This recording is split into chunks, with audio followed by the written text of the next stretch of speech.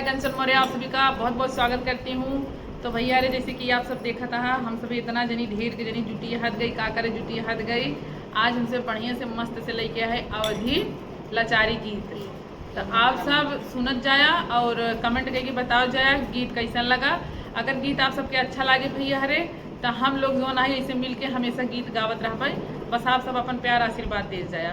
और भैया आप सबकी खुशी खातिर बता देते कि अब जो ना हर बुधवार के हम सब जनी इकट्ठा हो गए और गीत गवे। और जितना जनी माता बहनी हरे अगर गीत गावे चाहत हैं हमरे साथे तो बेशक आ सकत हैं। कहाँ आवे बा आप सबके हम इहो बतावे। ये जो टोल प्लाजा देखा था ना, आप सब यहीं आवा जाए, यहीं हम तो कैसे उठाई लेवे भैया रहे आप सब हुआ आवत जाया। अगर आप सबके दिक्कत हो आवे में आप सबके हम मोबाइल नंबर बोल देते ही आप सब फोन कर ले जाए 86 90 31 78 33। ठीक है, 86 90 31 78 33। आप सब फोन कर जब हमारे मन से दुख नंबर है, खाली कह दिए कंचन मौर्य से बात कराई दे तो बात कराई रही है। फिर कहाँ आवे के बाद कैसे का हो हम आप सबके बताई दे भाई। तो चलो सबसे पहले आप सब गीत सुनत जा। चलो हम सब अवधि है अपने आवाज को बढ़ावत जा, हाथ जोड़ते ही।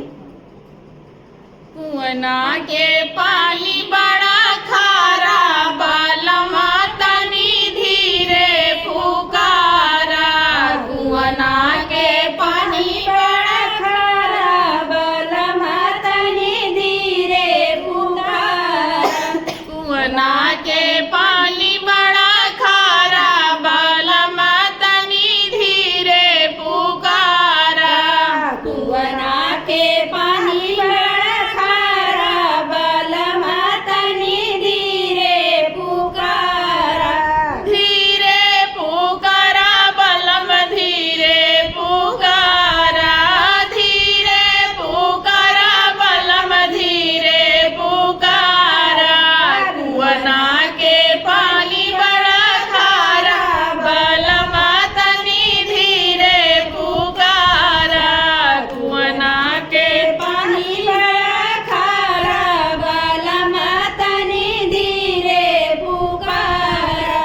हमरे ससुर जी के बाग बगैचा।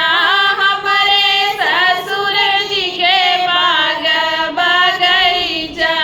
मलिया लगे 10 12 बलमा तनी धीरे पुकारा।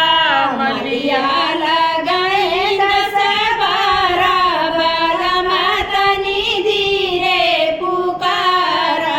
मलिया लगई 10 12 बलमा तनी धीरे पुकारा।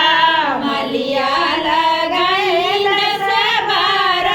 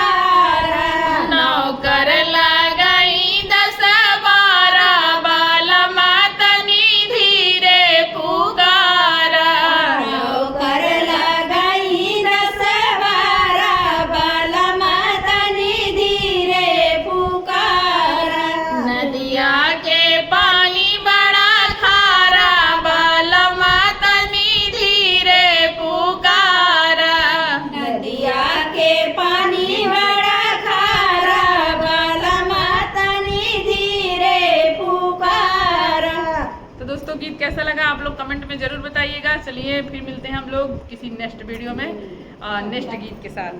By by.